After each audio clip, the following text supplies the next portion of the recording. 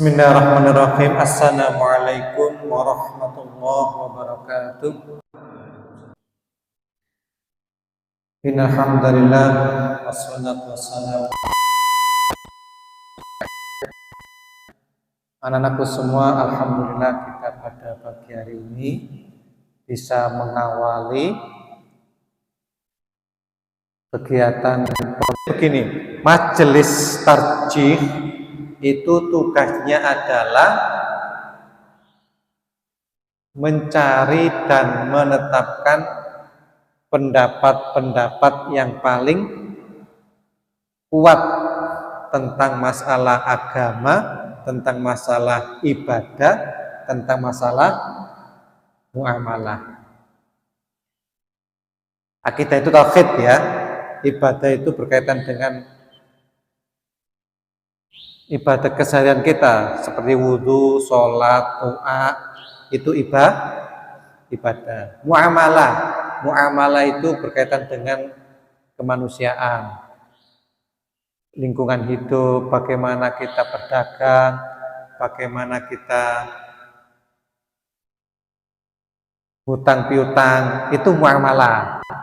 Saya ulangi lagi, majelis tarjih itu adalah lembaga majelis yang bertugas untuk mencari dan menetapkan pendapat-pendapat yang paling kuat berkaitan dengan apa? Akidah, ibadah, muamalah. Itu majelis tarjih. Itu tugasnya. Contoh dalam masalah ibadah, sholat itu kan ada ibadah itu kan ada mazhab Syafi'i, ada mazhab Maliki, ada mazhab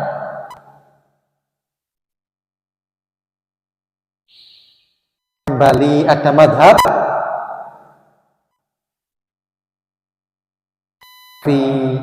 itu yang terkenal masalah ibadah. Nah, contoh di sholat itu mengangkat tangan Allahu Akbar itu mazhab berbeda.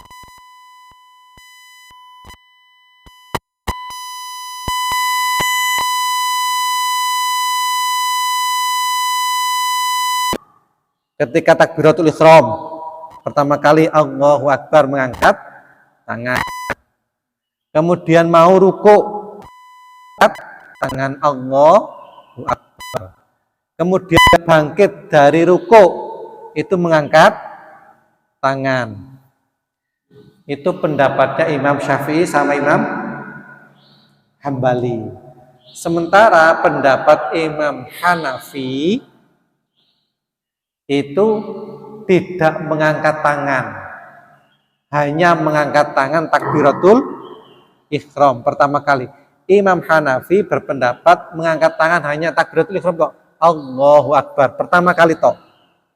Ruku, bangkit dari ruku tidak mengangkat tangan, hanya mengucap Allahu Akbar tapi tidak mengangkat tangan. Nah itu kan berbeda pendapat kan? Nah, lalu Muhammadiyah mencari dasar di antara perbedaan pendapat itu mana yang lebih kuat dasarnya. Lalu dicarilah hadis-hadis yang sahih. Ternyata diteliti hadisnya yang sahih itu adalah Nabi mengangkat tangan di 3 tempat, yaitu takbiratul ihram, kemudian mau ruku, kemudian bangkit dari ruku.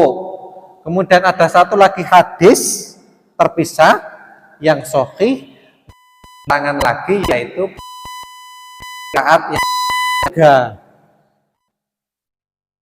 Maka kemudian tarjih memutuskan mengangkat tangan itu di 3 tempat berdasarkan satu hadis, kemudian kita bagi satu hadis, duduk yang ketiga.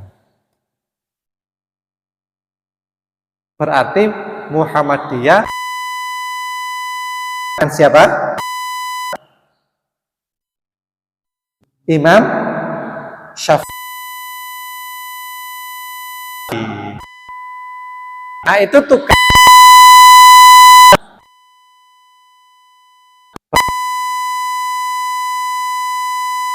paling apa? Benar dalil.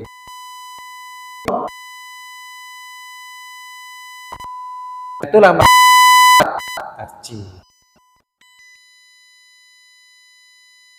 Kumpulan orang-orang pinter, ulama-ulama Muhammadiyah seluruh Indonesia sing pinter-pinter itu dikumpulkan di majelis tarjih. Bisa dimengerti? Paham? Nah itu tugasnya majelis tarjih. Lalu bagaimana sejarahnya muncul majelis tarjih? Kapan majelis tarjih muncul? Majelis tarjih muncul itu tahun 1907.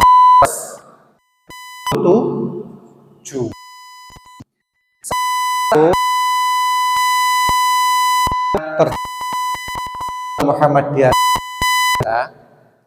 itu Ki Haji Mas Mansur praktek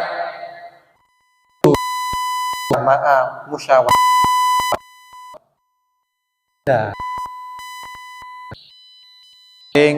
mek ngene-ngene tok wudune ana yang mengusap apa putiku kang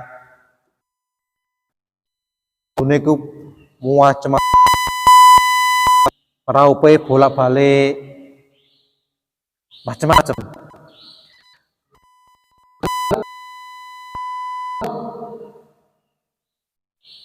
Bertanya dalam hati, kok begini ya wudhunya peserta musyawarah kita ini.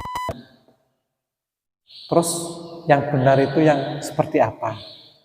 Nah, lalu kemudian di tahun 1927 ketika muktamar di Pekalongan, muktamar yang ke-16 di Pekalongan itu Ki Haji Mas Mansur mengusulkan agar dibentuk majelis tarjih. Tahun berapa? 1927. Siapa yang mengusulkan? Ki Haji Mas Mansur. Masih ingat siapa Ki Haji Mas Mansur?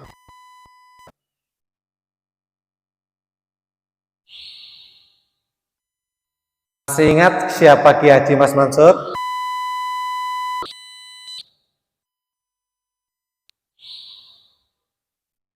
Pak Soekarno, masih ingat? Kiai Haji Mas Mansur adalah orang yang menikahkan Soekarno.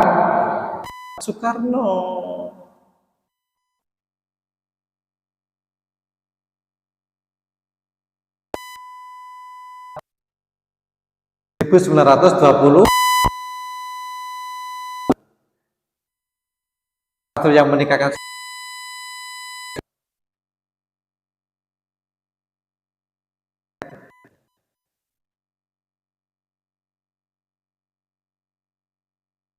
saat itu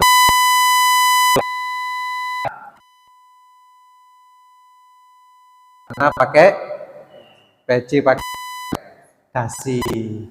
Terus